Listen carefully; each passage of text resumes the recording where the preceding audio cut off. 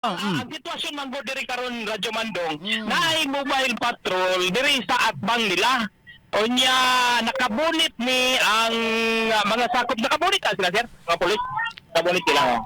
Kano sa lang nakita ninyo sir? Ganyan sila, magwala ka timana.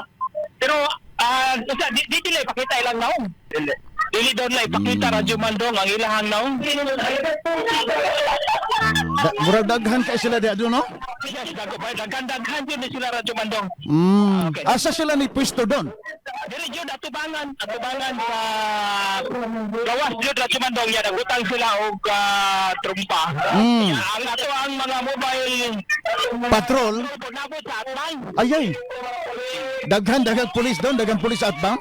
Isa lang ka patrol Radyo Mandong. Ah. Hindi na BOC, sir. Sir, good morning, sir. Live Catholic ni si Armen Davao, sir. Kumusta niyo ang sitwasyon dito, sir? Nakita mo ninyo, ang sitwasyon na mo dire, operasyon ni siya. Abuse of authority. Kami man ka, ikaw taga-Davao ka. Yes, o binala ka sa TV sa Davao. Adugay na. Karoon ba kung itan? Checkpoint dito, checkpoint dito, checkpoint dito, checkpoint na po diya.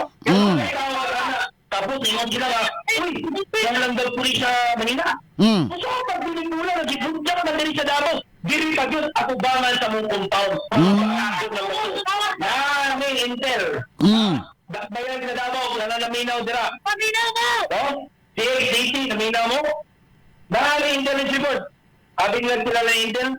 Tanay karon, mugamit sila og mga rebuilding NPA sa ninaan nila pulis.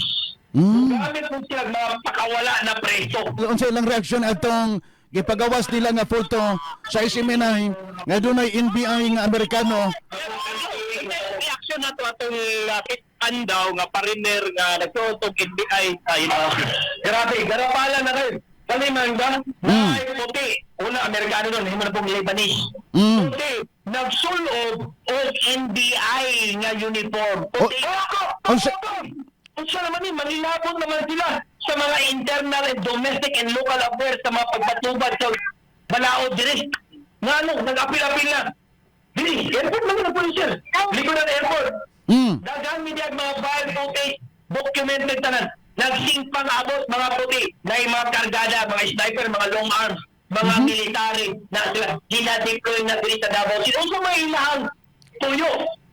Kabalota na pending gusto nila aristohon si kanhing Presidente Rudy Duterte. Gusto po nila i-serve ang suspension sa atong Mayor Basti Duterte. Gusto po nila i-casing murag-murag o bakit pa yun ang atong Vice Presidente mo, di ko ang pulis, di ba? Karon sir, dili sa king na mag-gisang try na kami nagpataas mo bounty 10 million na may lahat. Abo sir, 20 million sa bisan kinsa na mga dako, mga dalarita mo na buot bukatay kay pastor siya mga kaubanan. 20 million among ihatag sir. Podcast karon-karon dayon. Kasaman Carlo. Ay, pinaon naman gorda. Naon naman gorda. Tatawa na mo na. Tinutuon na mo na. Minahanan ni ka seryoso. Inosente mi diri siya. Nagbantay mi diri. Unya, ginababoy, ginagago mi diri sa mong kaugalingong compound.